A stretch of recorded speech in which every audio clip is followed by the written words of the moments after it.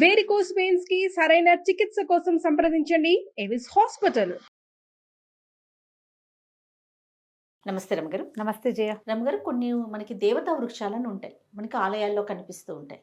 అలాంటి దేవతా వృక్షాలే మన ఇంటి దగ్గర కూడా కనిపిస్తూ ఉంటాయి. వేప చెట్టని, రావి చెట్టని, ఇలాంటివి. ఆలయాల్లో అనేసరికి ప్రత్యేకమైన నియమాలు పాటిస్తూ ఉంటాం, కానీ ఇంటి దగ్గర అంత పాటించం.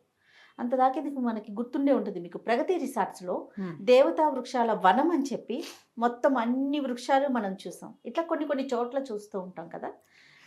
వీటికి పూజా విధానం ఇంట్లో ఉన్నా కూడా మనం ఏమైనా పాటించాల్సిన అవసరం ఉంటుందంటారా? అవన్నీ ఎలా ఉంటాయంటే జయ, ఇప్పుడు పూజలు జరిగే చోట, ప్రతిష్ట ఉన్న చోట ప్రత్యేకంగా వేసి మరీ అర్చించే విధానం కొన్ని చోట్ల కనపడుతుంది. ఆ దేవాలయం ఎక్కడ ప్రారంభించారో అక్కడ ఆల్రెడీ ఇలాంటి వృక్షాలు ఏమైనా ఉంటే వాటిని తీసేయకుండా ఉంచుకుంటారు. సాధారణంగా దేవతా వృక్షాలు అంటే మనకి సమీపంలో కనపడేవి ఏంటంటే రావి, వేప రెండు కలిసి ఉన్నా కూడా, తర్వాత మర్రి, జువ్వి, మేడి, మద్ది, ఇవన్నీ కూడా దైవతాంశ కలిగిన వృక్షాలుగా చెప్పబడతాయి. ఉసిరి చెట్టు ఒకటి మనకు ప్రత్యేకంగా కనిపిస్తుంది. ఉసిరి మన జమ్మి ఇళ్లల్లో పెట్టుకుంటాం ఉసిరి, కానీ ఈ జమ్మెని కానీ, మారేడని కానీ, మర్రి కానీ, వేప, రావి, జువ్వి వీటిని ఇళ్లల్లోకి పెరగనివ్వరు చేయ. ఎందుకంటే అవి ఇళ్ళని పడేస్తాయి. అవును, వేర్లు పెద్ద చెట్లు అయిపోతాయి, అతి నీడ వస్తుంది, వాటి నీడని వేరే చెట్లు రావు. వాకిళ్లల్లో వేసుకుంటారు. వాకిళ్లల్లో వేయబడేవి సాధారణంగా ఏం కనపడతాయి? వేప, మామిడి, అంతేగా. అంతే తప్పిస్తే ఈ మర్రి చెట్టు వాకిట ఉంటే సరే నేను ఏం ఒప్పుకోరమ్మా. మర్రి చెట్టుకి విస్తరించే గుణం ఉంది కదా, వేప కూడా విస్తరించే గుణమే ఉంటుంది. పర్వాలేదు, ఏదో ఒక చెట్టుగా ఆ మాత్రంగానే ఉంటుంది, వేపగాలి మంచిదని. ఇప్పుడు రావి అనుకో, రావి చెట్టు అసలు ఎంత గోడనైనా పగలు తీసేస్తుంది దాని వేరు. ఇలాగే జరుగుతుంది. కానీ అవి దైవ వృక్షాలు అన్నది నిర్వివాదాంశం జరిగేదే, అది కాదని మనం అనడానికి వీల్లేదు. ఇళ్లలో వాటిని ఉంచుకుని పెంచుకుని వాటిని దేవాలయాల్లో పాటించే విధి విధానాలే ఇళ్లల్లో కూడా పాటించేది మనం చూడం. అలా జరగదు. వాకిట్లో వేప చెట్టు ఉంటే దానికి చీర కడతామా మనం? కడతాం. వాకిట్లో వేప చెట్టు వాకిట్లో వేప చెట్టుగానే ఉంటుంది. మర్రి చెట్టు కనపడితే తీసేస్తారు, తీసేయాలి. కొంచెం వాకిళ్ళలో ఉంటే ఇప్పుడు పూజనీయమని పాలు పోయిండని, అది పోయిండని, ఇది పోయిండని ముట్టుకోండి, ఏమిటేమిటేమిటో సోషల్ మీడియా వల్ల ఇంకా విపరీతంగా తెలుస్తున్నాయి. దీనికి మనం పవిత్ర స్థలాలలో ఉంటే గనక వాటిని ప్రత్యేకంగా మనం కాపాడగలుగుతాము. మన పూజా విధానం అవి కూడా సుసంపన్నం అవుతాయి సరిగ్గా. ఏదో ఒక సందులో మొలిచేస్తాయి రావి చెట్లు, కాకులు, పక్షులు రావి పళ్ళు తిని వాటి విసర్జకాల వల్ల వస్తాయి. వేప కూడా అంతే. ఈ పెద్ద పెద్ద మహావృక్షాలు ఎవరు పాతి పెడతారు? ఓ చెట్టు మించి ఇంకో చెట్టు మీదకి తిరిగే పక్షులు అవి తిని కొన్నిసార్లు జంతువుల వల్ల కూడా బయటికి వెళ్ళిపోతాయి. అవి ఎక్కడెక్కడికో వెళ్ళి అక్కడ విసర్జించబడి క్రమంగా మొక్క వస్తుంది. నువ్వు చూడు, పెద్ద ఫ్లైఓవర్లలో కూడా అక్కడక్కడ రావి చెట్లు కనపడతాయి. ఇలాగే వస్తాయి. మనం అక్కడ పెంచి పోషించి పూజ చేయం కదా, చేయలేంగా, తీసేస్తాం. అలా తీసేపోతే మొత్తం ఊరంతా రావి చెట్లే ఉంటాయి. ప్రత్యేకంగా పూజించే విధానము కనపడుతుంది. వేప వల్ల ఉపయోగాలంటే మనం ఆల్రెడీ వందలు ఉన్నాయి. వేప వల్ల ఎన్ని ఆరోగ్య నిధి వేప చెట్టు. వేప గాలి చాలా మంచిది, లంగ్స్కి మంచిది, స్కిన్కి మంచిది, తలకి మంచిది, బుద్ధికి మంచిది, పొట్ట లోపలికి మంచిది. వాకిట్లో ఉంచుకోవచ్చు. వాటితోటి క్రిమిసంహారిణిగా పనిచేస్తుంది వేప. బేసిక్గా ఆ వేప చిగుళ్ళు కోసి కొంచెం అంత బెల్లం వేసి గ్రైండ్ చేసేసి దంచేస్తే చిన్న చిన్న ఉండలు కడితే పొట్టలో ఉన్న పారసైట్స్ ఉంటాయి, పాములు పోతాయి నిశ్శేషంగా. వేప పూత, సంవత్సరం అంతా వేప పూత మనం ఇప్పుడు ఎండబెట్టి అట్ట పెట్టుకుని ఏడాదంతా ప్రతి నెల ఋతువు మారినప్పుడల్లా అంత వేప పూత నేతిలో వేయించుకుని కొంచెం జీలకర్ర వేసి ఓ చిటికెడు ఇంగు వేసి కాస్త ఉప్పు వేసుకుని అన్నంలో కలుపుతుంది. చేదుగానే ఉంటుంది, చేదు కాకపోవటమే ఉండదు, కానీ పొట్టలో వచ్చే పురుగుల్ని, కొత్తగా వచ్చే అనారోగ్యాలని తగ్గిస్తుంది. వేప చెక్క కషాయం చాలా మంచిది, ఫ్లూస్కి బాగా ఇస్తారు అది.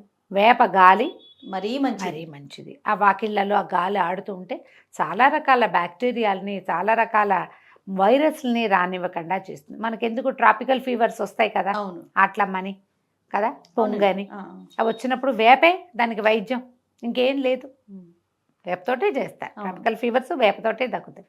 వేప చాలా మంచిది.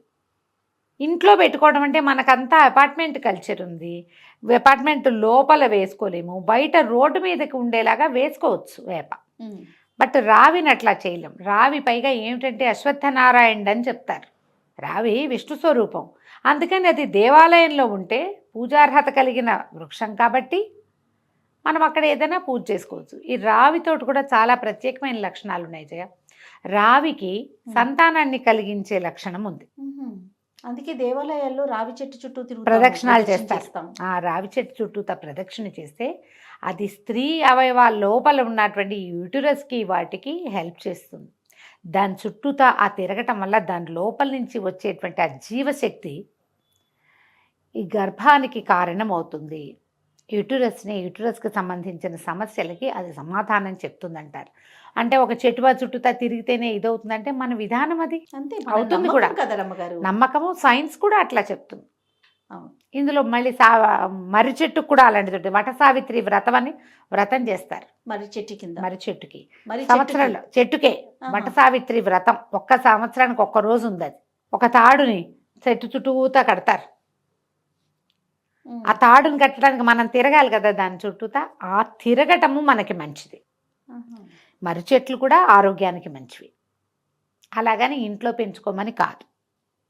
ఎక్కడైనా కనపడ్డప్పుడు దండం పెట్టుకోవటం, దేవాలయాల్లో ఉన్నప్పుడు విధిగా నమస్కారం చేయటం, విధిగా ప్రదక్షిణ చేయటం ఇది మంచిది. మేడి ఒకటి, దాన్ని ఏమంటారు మన మేడి అంటే దత్తాత్రేయుల వారు కూర్చునే వృక్షం, ఔదుంబరం అంటారు కదా. ఔదుంబర వృక్షం కూడా దాని చుట్టూతా ప్రదక్షిణ చేస్తే జ్ఞాన వృద్ధి కలుగుతుందని చెప్తారు. బ్రెయిన్ ఇంప్రూవ్ అవుతుంది. మనం ఇళ్లలో వాకిట్లో వీటన్నిట్లలో చూడు ఇంట్లో పెట్టుకో అని చెప్పబడింది ఏమిటి? తులసి. అంతే. తులసి గాలి మంచిది. తులసికి ప్రదక్షిణ చేసుకోవచ్చు, తులసి తీర్థం పుచ్చుకోవచ్చు. అవన్నీ ఆరోగ్యానికి మంచివి. వీటిని ఎక్కడైనా పెరిగితే పెరగనివ్వండి, బయట ఖాళీ స్థలాల్లో మంచిదే. ఇంట్లో పెట్టుకోవాల్సిందే, ఇది మంచిది కాబట్టి అలా భావించకూడదు.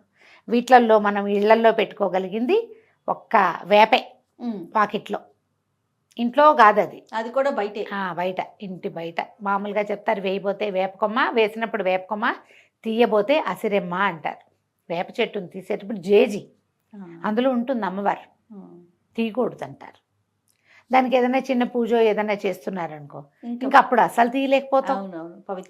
పవిత్రంగా చూస్తాం. మామూలుగా చూడు ఏదైనా పూజలు చేసి అమ్మవారి నైవేద్యాలు అవి పెట్టేటప్పుడు ఒక వేపకొమ్మని పెట్టుకుంటాం.